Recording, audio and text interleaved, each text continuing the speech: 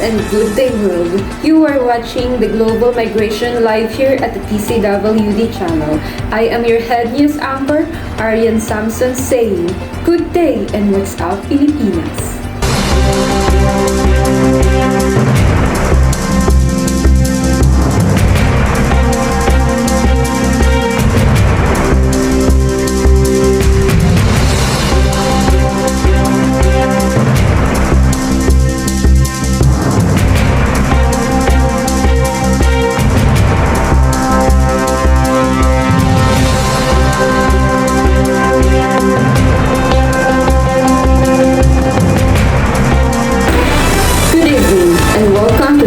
Special report. I am Arian Samson, bringing you the latest insights from the recently released 2016 survey of overseas Filipino conducted by the Philippine Statistics Authority. Let's delve into the statistics and address some important questions.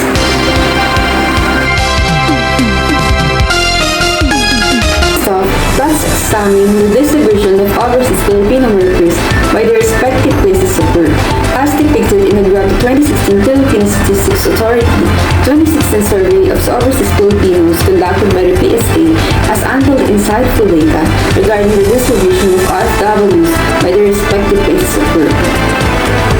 The demographic highlights the geographical distribution of OFWs employment destinations.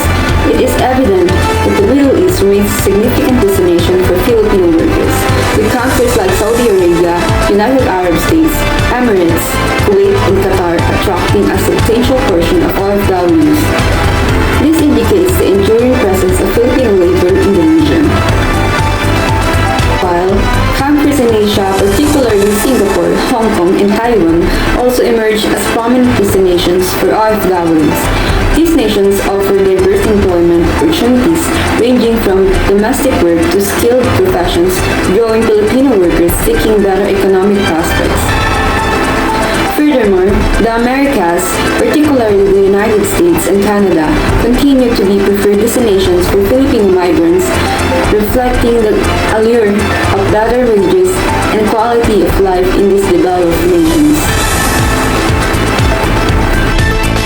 The survey's findings underscore the global dispersions of Filipino workers driven by factors such as economic opportunities, labor demand, and the government policies both domestically and abroad. As the Philippine government continues to monitor and support its overseas workers, this insight serves as a valuable input for policymakers and stakeholders in crafting strategies to safeguard the welfare and interests of OFWs while promoting sustainable development at home. Next up, our reporter Christine Petronio will join us live to break down the statistics and answer some important questions.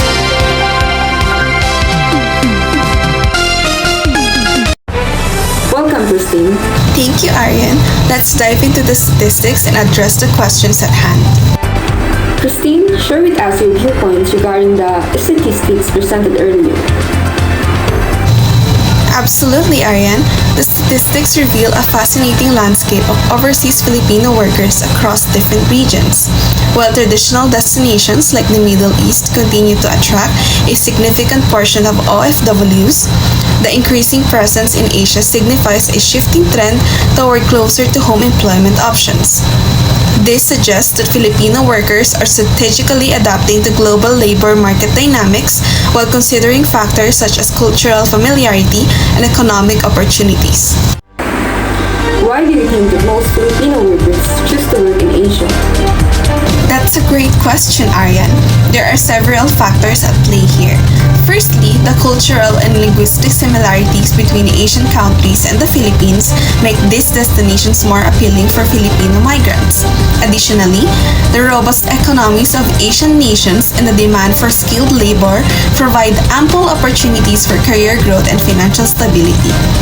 The proximity to home also allows for easier access to the family and support networks, which is a significant consideration for many Filipino workers.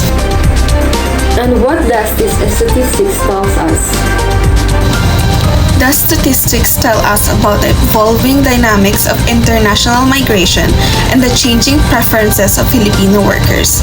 It reflects a diversification of employment options and a strategic response to global labor market trends. Moreover, it highlights the resilience and adaptability of Filipino workers in navigating the complexities of overseas employment while striving to secure better opportunities for themselves and their families. Do you think that international migration helps the economy of our country? And prove your stance. Absolutely, Aryan. International migration, particularly through the remittances sent by OFWs, plays a crucial role in the Philippine economy. These remittances serve as a lifeline for many Filipino families, contributing to economic growth, poverty reduction, and household consumption. Additionally, the skills and experiences gained by OFWs abroad can be leveraged for the country's development through knowledge transfer, entrepreneurship, and investment upon their return. Christine, would you also like to work abroad in the future? Why or why not? That's a thought-provoking question, Aryan. While the prospect of working abroad offers exciting opportunities for personal and professional growth, my decision would depend on various factors such as family commitments, career objectives, and the socio-economic landscape of the host country. Ultimately, it's a decision that requires careful consideration and weighing of both opportunities and challenges. Thank you, Christine, for your insightful analysis. We'll continue to monitor developments in overseas employment and its impact on the Philippine economy.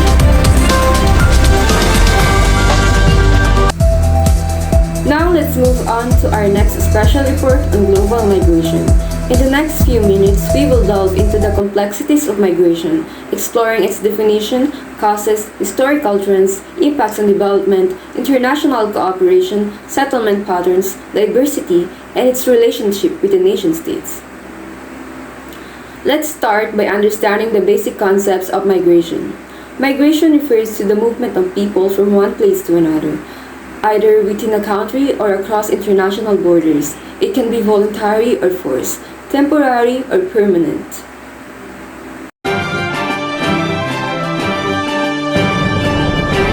Welcome to our special report on global migration.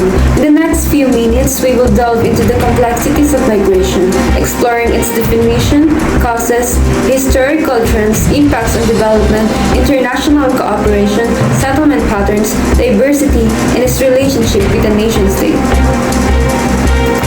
Let's start by understanding the basic concept of migration. Migration refers to the movement of people from one place to another, either within a country or across international borders. It can be voluntary or forced, temporary or permanent.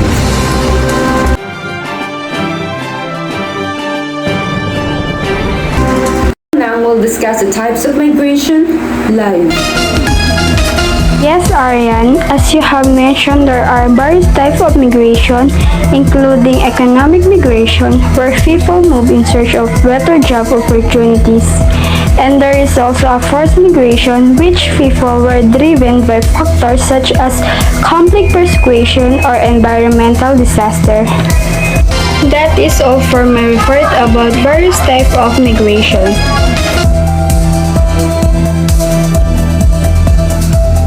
Now, let's explore the causes of migration.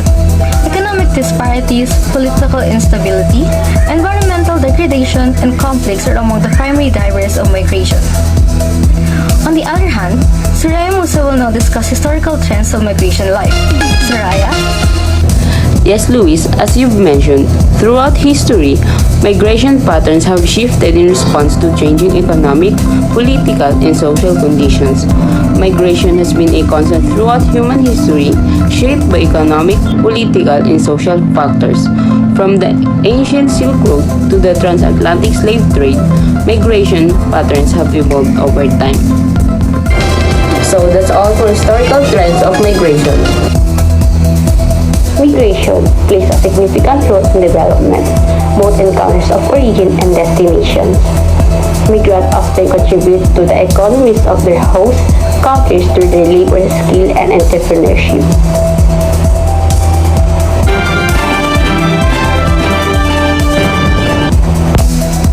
And now, on live, Mary and Camiling will discuss the downsides of migration. Thank you, Siri. As you've mentioned, migration plays a significant role on development.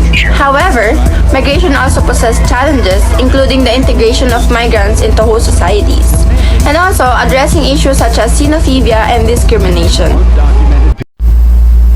Back to studio, thank you. International cooperation is crucial in managing migration effectively. Multilateral agreements and frameworks help to address issues such as refugee protection, human trafficking, and labor migration. Live now, Priscilla Maycalas will discuss and report the diverse migrant communities. Priscilla? So thank you. So for that, Denise, migration shapes settlement patterns, and diversity in settlement patterns are the key aspect of migration. So migrants often form diverse communities in their host countries, contributing to cultural enrichment and social cohesion. That is all for me, Kusala Maycalas. Thank you.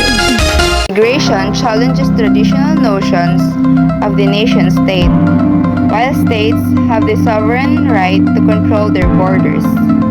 The movement of people across borders raises questions about sovereignty and identity. Christine Grace will give us more information about migration and nation state. Christine?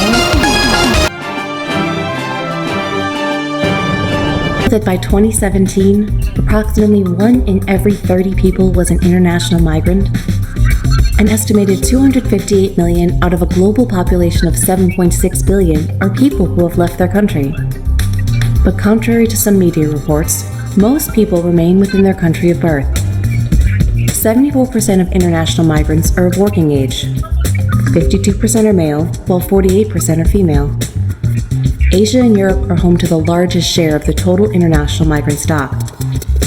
Between 1990 and 2017, the percentage of international migrants grew to 3.4% of the world's population.